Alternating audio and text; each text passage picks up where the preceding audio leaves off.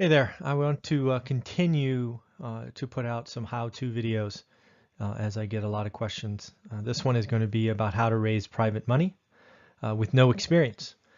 Yes, I do believe if you're coming into this business, you're excited by what real estate investing has to offer, that you can absolutely come into this business and put together a game plan to help raise private money. And we're going to go through this. It's just 7 quick steps. We'll spend time in each step, talk about why it's important, what you should be doing there, and then look at how they're all connected. But before we do that, I want to run a test. So I'm kind of new to YouTube and Facebook and all this stuff. So I want to ask you a favor, right? I was hoping that this video provides a lot of value for you, and then I want to ask you to share this video. The reason I want to do that is I want to kind of track and kind of get a better understanding of YouTube analytics. I frankly don't really know how they work, right? The likes, comments, all of that. So on this particular video, I am going to ask for a favor. If you can go ahead and share this video 1, 2, 3 different times on different platforms, I would greatly appreciate it. I want to see how this kind of ripples through and see how the analytics look. So in the end, I want to thank you for doing that for me. And now let's get started. So again, what we're going to do together. So, what do you need to do raising money to start your real estate business, right? You come in, you're really excited, you think you can find deals, but you don't have any money, right? So how do you do that? What can you do to attract capital? So we're going to talk about that. Another thing you could do is you could be in the business, you can have a track record of doing onesie, twosie kind of transactions, but you're like, wow, I'm getting good at this, but I need some more capital to really accelerate, right? Kind of add more gasoline or whatever your analogy is. How can you use this to take your business to the next level? So we're going to talk about that as well. And again, what we're going to do is I've taken the time to kind of outline, 7 steps to do either 1 or 2 above. The 7 steps that I outline play for either one, right? If you're just starting this real estate business and you're excited, you have time, you have the energy, you can get deals, but you don't have any capital. This is going to help you. If you're in the business, you have a small seed capital, you've done a few deals, and now you want to go next level, these 7 steps are going to help you. So, pay attention. I'm going to give you my thoughts. Love to have your comments, questions. If you have additional questions, just leave comments because we do that subscriber question series on this YouTube channel. And with that, let's get started. Oh, I forgot one thing. A lot of the success that I have and documented in this book, One Rental at a Time, available on Amazon, is because of private money. We used private money at 2 different distinct portions of our business. And in fact, I should have used it a 3rd time in the beginning. But again, I didn't know any different, right?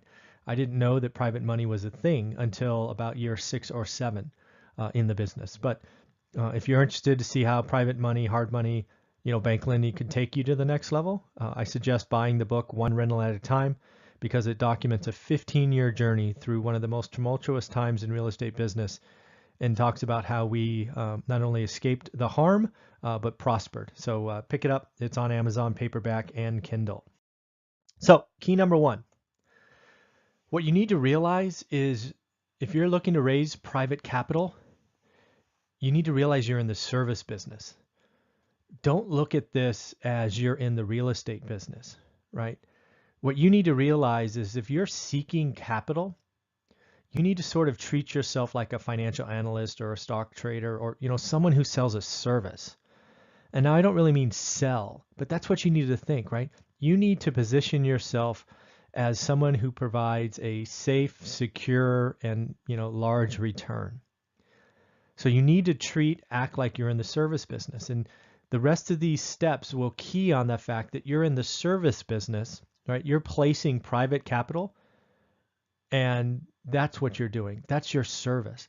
You need to realize that if you're going to get people around you who have capital, that if you just come to them and ask, their immediate response is going to be no, thank you, or hell no, right? Depending on what it is. But if you come with a service mindset, and as you'll see in the next several steps, I show you how to build that service mindset and what you could do, they will throw capital at you, right? We will talk about things that we did the first time we raised private capital, and these are the steps we used. People were literally throwing private capital at us, right? We didn't know what we were doing, and we had access to $2 million in the span of a couple of weeks when we were talking about this. So again, you're not in the real estate business. If you are seeking private capital, you want investors or partners or whatever you call that, you're in the service business. You need to get the right mindset. You need to treat it as a business, and your reputation is paramount, right? You lose that one time, you do one thing shady, you cut one corner, you're done, right? In the service business, your reputation is what you hinge on, right? Warren Buffett says it takes 30 years or whatever it is to build a reputation and only one day to destroy it.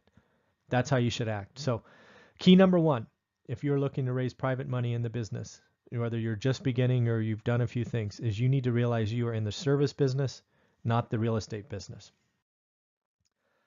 So what do you need to do? Well, the first thing you need to do in a service business is you need to find opportunities that offer tremendous upside. Now, I want to give you an analogy, right?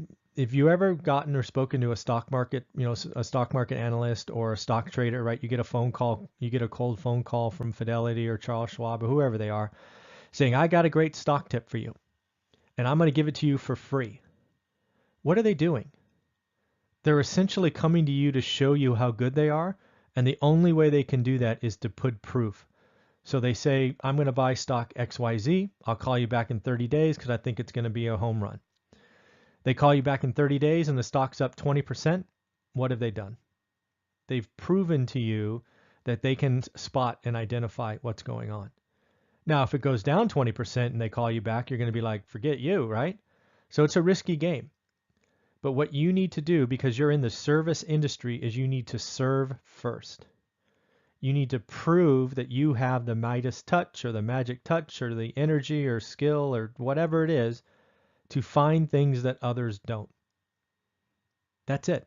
You need to do that. And you need to share that, as we'll talk about in the next several steps. But again, if you're really good at this, just pretend like you're the stock trader. Communicate, talk to it. Now, you don't need to give specific addresses, because what I often get from new investors is somebody's going to come in and scoop up my deal and I'm going to lose it and blah, blah, blah. Well, okay, great. Well, don't say it's 1234 Main Street. Instead, say, hey, I have a 3-bedroom, 2-bath house that, after repairs is going to be worth $150. I think I can get it for $70 and it only needs $30,000 of repairs. I found $50,000 just sitting there. Let's do something, right? That's what you need to do. You need to get that, share that, talk about why, do the numbers. So that's key number 2, is you need to be able to find opportunities with tremendous upside. I'm not talking skinny deals. If you find something that has like $10,000 on the bone, probably not interesting, right? Certainly not for your first one. You want to find something that almost smacks this new investor or private investor in the face going, wow, you found $20,000 or $30,000, right? Don't bring them something that found like $2,000, right? That's just too risky. Like the paperwork's not worth it. So number 3, document what you find, why, cost, timelines. The more you can put down on paper, think about this as a brag book, right? This is something I did without even knowing it. One of the things we did before we started raising private capital is the market was, just so crazy that we started documenting deals, right? We would say things like, hey, 2-bedroom, 1-bath house converted to 3-1, bought for this, rented for this. Oh, wow, look at the return. We documented like 15 or 20 properties that we did just to share the goodness of what we were doing in our business. So when we talked to people about private money, we could send them somewhere, right? It was all online at the time on a site that's no longer up, but it allowed them to see what's going on. We took pictures, we did before and afters and all that stuff. But, this was our portfolio that we owned. But again, if you don't have any capital, do the same thing. Take the pictures, stand outside, talk about why, talk about what. Have somebody give you a bid to repair. Talk about expected timelines. The more you can document, right, the better off your chances are going to be. I think the magic number is 10. If you can prove over time that you found 10 opportunities and you took the time to document each one and then put them somewhere, make it a Facebook story or something, I don't know, but put them somewhere so that when you're talking to people, you can go, hey, yeah, I've done this before. Go here. Because again, remember the stock trader. Nobody believes you the first time. Nobody, right? Somebody called me up and says, hey, put $10,000 over here. I don't know you from Adam. Why am I going to give you my hard-earned money, right? The answer is no and hell no. But if you can go, you know what? I've done this before. Go to this site or go to my Facebook page and look this up. And you can say, hey, look, on January 17th, I wrote about this house. And on February 2nd, I wrote about that house. And on March 17th, I wrote about this house. People are going to go, wow, not only not only can you do it once, but you've done it over and over. Maybe I should know more. So again, as you're finding these things, step out of your head, take 30 minutes and document why you think this is a great deal. And the more specifics you can give, the better. Again, you do not have to give the address. But if you can talk about the story, talk about the why, talk about timelines, and give expected returns, and maybe give a range, right? Hey, this could be 30 to 50K, right? Just talk about those things. Again, the longer your history, and I do think the magic number is 10, the better off you'll be. Again, so once you've done this, right? So step 3 is sort of documenting. Then you need to start sharing your stories of success, right? Sharing your one story, sharing your second story, and then start sharing in mass. Wow, look at what I've done. This documents, that you've not only picked one stock winner, but you've picked dozens. And pretty soon you've got the Midas touch and your reputation is exploding. Your friends are talking to friends, and people will just start throwing money at your way, or at least reaching out to you. Maybe they're not ready to give you money yet, but they're reaching out to you going, wow, tell me about those 10 deals. How'd you find them? How do you do that? How can we partner? What does it look like? Right? Go to real estate groups, talk about it. Shoot, ask to speak at a real estate group. If you can talk about 10 deals you found and how you found them and what you've done, you can likely get up in front of the room and talk about it. And then your closing slide is, hey, oh, by the way, I do this all the time and I'm, looking to grow and I'm seeking private capital. Right? Talk about those things, right? And share with everyone. Once you start getting to that magic number of 10, share widely, share often, become a broken record. Right? Because the more you tell people what you're doing, the more you attract. And that's always a great thing. Next, now you've got people coming to you going, I'm interested. Now you need to keep that service mindset. You need to understand in painful detail the process to protect your partner. You should stay focused on the service industry. Stay focused on your partner. They're giving you their hard-earned capital they've probably spent years or decades saving. So you need to be able to communicate clearly and concisely and answer all their questions. How am I protected? Well, sir or ma'am, we do a first deed of trust. So you're in first position just like the bank. We go through escrow, so everything is recorded. You are given a note that is actually a financial instrument that if you would like to sell, you could. And then finally, you are actually named on insurance. Heaven forbid this thing should suffer a fire or a flood or something catastrophic. The insurance company will pay you off first, right? That's powerful, right? They have a financial instrument that they could sell come worst case. They're recorded so they can foreclose on you without any issues, right? They're named on insurance so that they can get paid in case of a catastrophe. You've got to remove any concerns they have and go and make it look like a real business. You're not asking for a favor on a handshake. No, you are going through escrow. You are paying title fees. You are recording them with insurance. This is good stuff. This is a legit business transaction. They should feel better exiting this than they did going in. You should be able to talk about it at that level. And again, you're in the service industry. Next, you've documented your track record. You've told them how they're protected. Now, how do they get paid? Talk about how they get paid, right? Are you paying them some kind of monthly fee? Are you paying them points up front so they get a little taste the day they sign, right? Are they getting that monthly interest? Are they getting something on the backside when it closes? Are they equity partners? Are they just getting a lump sum when it closes? I don't know. That's for you and them to decide. But you need to have an opinion. You need to put together a program that is good for them. You need to talk to your private investors and ask questions like, well, how would you like this? Right? I can give you a little now and a little later, or I can give you a lot more later, right? And nothing now. Have those conversations, right? Look at this as a service industry. Understand what they need. Do they need a couple $100 a month, right, to pay rent or whatever it is? Or are they okay going, hey, I don't need that. Don't sweat it. Pay me back when you sell it. I don't know, right? Have those conversations. But again, remember you're in the service industry and getting your partner paid and when they're going to get paid and how they're going to get paid is paramount. And then the last one, you need to understand the worst case scenario. And you need to talk about the worst case scenario, right? If the worst case scenario is, again, because they're protected and you can't sell it and the market changes, they get to foreclose and take back the house. That's the worst case scenario in lots of places. Another one could be the house burns down. Well, that one's not too hard because, again, they're named on insurance, so they get paid. Right? So think about these things. What is the worst case scenario in what you're doing? Right? Are they coming in for part of the deal and then maybe the market crashes? Maybe, what does that look like? Do you keep it as a rental? Do you renegotiate? Do you have to buy more time?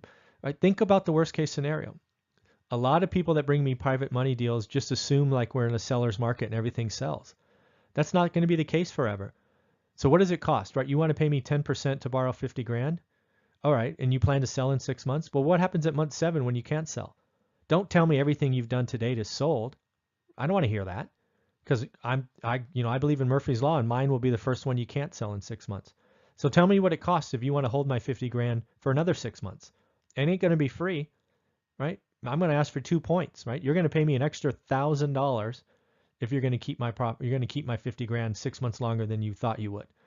Right now, I hope that doesn't happen, and I don't want that money, but you better believe I'm going to protect myself, and I'm going to have the worst case scenario in so that if it does happen, I know what happens. You need to document everything and think about worst case and communicate that with your lender or your borrower, your private investor or partner, whatever you want to call them. I believe if these things get done, you build your reputation, you share widely, you understand how to protect them, you understand how they're getting paid in the worst case scenario, you can absolutely borrow private capital with no experience. You're obviously building experience with the first 4 steps in this process, but again, you can come in cold. So in the end, hopefully you like this. Do me a favor, if you haven't subscribed already, please do. I try to post daily content. I do have a Twitter handle that I've just spun up. I canceled or closed my old one that I used for my software days. So the new one is one rental at a time, spelled a little differently than everything else. But as you'll see, one rental at a time is kind of my thing. Buy my book. It's something that documents, again, how we use private money. I hit it up earlier. It looks like this. It's available on Amazon. Best way to find it is just search my name, Michael Zuber, there at the bottom of that picture. It'll come right up. It's on the top of the list. Last time I checked, there was 42 5-star reviews, which I'm very proud of and very thankful of. We do a thing with this book. If you get it, please take a selfie and send it to me. My email address is in there. You can put it on Facebook. You can send it to me on Twitter, whatever you like. Put it on this channel if you want as a comment. Those selfies are really fun. People like them, smiling, interesting backgrounds, creative. There's a lot of creative ones I get, so send those over. And then after you read it, I would really love a 5-star review from you. The self-published author game's hard. You've got to stay relevant. You got to keep growing those 5-star reviews. So that'd mean a lot. In the end,